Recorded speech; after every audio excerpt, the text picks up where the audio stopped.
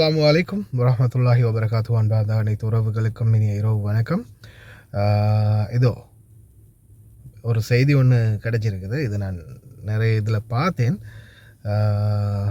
இப்போ இதில் வந்து குளோபல் நியூஸ் டுடேலையும் வந்து ஷேர் பண்ணியிருக்கிறாங்க அய்யூப் சகோதரர். அதனால தான் இதை பேசணும்னு தோணுச்சு.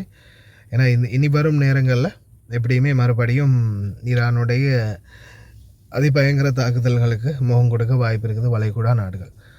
இந்த செய்தியை நான் வாசிக்கிறேன், நீங்களே கேளுங்க. வளைகுடா நாடுகளில் துறைமுகங்களை தாக்குவோம், ஈரான் எச்சரிக்கை. ஈரான் துறைமுகங்களை அமெரிக்கா முற்றுகையிட்டால் வளைகுடா நாடுகளின் துறைமுகங்களை தாக்குவோம் என ஈரான் எச்சரித்துள்ளது. ஈரான் அமெரிக்கா இடையே பாகிஸ்தானில் 21 மணி நேரத்துக்கும் மேல் நடைபெற்ற அமைதி பேச்சுவார்த்தை தோல்வியில் முடிவடைந்ததை அடுத்து ஈரான் தரப்பில் 10 அம்ச திட்டம் முன்வைக்கப்பட்ட நிலையில் அணு ஆயுதம் தயாரிப்பில் ஈடுபடக்கூடாது, ஹார்மஸ் நீரிணையை முழுமையாக கட்டுப்படுத்துவது கூடாது என அமெரிக்கா சில நிபந்தனைகளை விதித்தது. அதில் இரு நாடுகளுக்கும் இடையே உடன்பாடு எட்டப்படவில்லை. இதனைத் தொடர்ந்து ஹார்மஸ் நீரிணை வழியாக செல்லும் அனைத்து கப்பல்களும் முற்றுகையிடப்படும் என்று ட்ரம்ப் எச்சரிக்கை விடுத்திருந்தார்.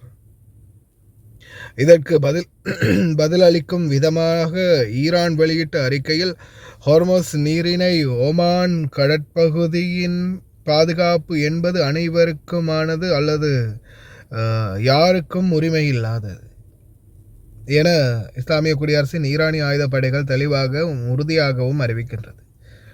ஈரான் எல்லைக்குட்பட்ட நீர்ப்பரப்பில் ஆயுதப்படைகளின் உறுதியான பாதுகாப்பு தொடரும். மேலும் பலமுறை எச்சரித்ததன்படி எதிரி தரப்பு கப்பல்களுக்கு ஹார்மஸ் நீரிணை வழியாக செல்ல அனுமதி இல்லை, எப்போதும் இருக்கப் போவதும் இல்லை. மற்ற கப்பல்கள் ஈரான் ஆயுதப்படைகளின் விதிமுறைகளுக்கு உட்பட்டு ஹார்மஸ் நீரிணை வழியாக செல்ல தொடர்ந்து அனுமதிக்கப்படும்.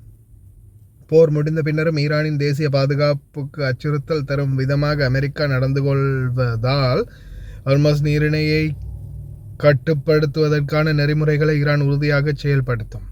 சர்வதேச கடல் பகுதியில் கப்பல்களின் நடமாட்டத்திற்கு குற்றவாளி நாடான அமெரிக்கா விதித்துள்ள கட்டுப்பாடுகள் சட்டவிரோதமானது, அது கடற்கொள்ளைக்கு சமமானது. ஹார்மஸ் நீரிணை பிரச்சினையில் ஈரான் துறைமுகங்களை அமெரிக்கா முற்றுகையிட்டால் வளைகுடா நாடுகளில், அதாவது அரபு நாடுகளில் உள்ள அனைத்து துறைமுகங்கள் மீதும் நாங்கள் அதிதீவிர தாக்குதலை நடத்துவோம் அப்படின்னு சொல்லியிருக்கிறாங்க.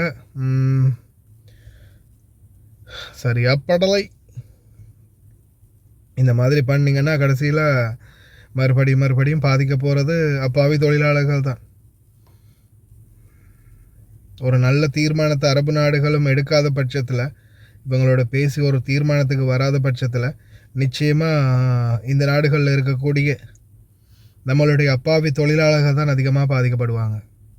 எதிர்வரும் நேரங்களில் என்ன மாதிரியான சூழல் மாறும் அப்படின்றது சொல்ல முடியாது. எனவே அன்பார்ந்த உறவுகளை, முடிந்த வரைக்கும் கவனமாக இருங்க. என்ன நடக்குது அப்படின்றத பொறுத்திருந்து பார்ப்போம். இப்படித்தான் நிலைமை போயிட்டுருக்குது. முடிந்த வரைக்கும் பிரார்த்தனை பண்ணுங்கள், கவனமாக இருங்க. அதே மாதிரி கடந்த 24 மணித்தியாலத்தில் எந்த ஒரு ஆபத்தும் வரவில்லை அப்படின்னு குவைத்துடைய உள்துறை அமைச்சகத்தின் ஊடக பேச்சாளர் பிரிகேடியர் ஜெனரல் நாசர் சாலிப் தெரிவிச்சிருக்கிறாங்க. ஓகே ஃப்ரெண்ட்ஸ், கவனமாக இருங்க, முடிந்த வரைக்கும் பிரார்த்தனை பண்ணுங்கள். எல்லாம் வல்ல இறைவன் அனைவரையும் பாதுகாக்கட்டும் அப்படின்னு முடிந்த வரைக்கும் பிரார்த்தனை பண்ணுவோம். نستعرض معكم هذا الإيجاز حيث أن قواتنا المسلحة الباسلة تتابع مستجدات الوضع الإقليمي أولا بأول ضمن تنسيق متواصل واستعداد متكامل مع جهات الدولة، بما يعكس حضورا ثابتا وجاهزية كاملة. ونؤكد أن أجواء دولة الكويت آمنة، ولم ترصد أي تهديدات أو مخاطر خلال 24 ساعة الماضية، في ظل جاهزية دفاعية عالية وانتشار أمني محسوب ويقظة مستمرة في تنفيذ مهام حماية السيادة وصون أمن الوطن.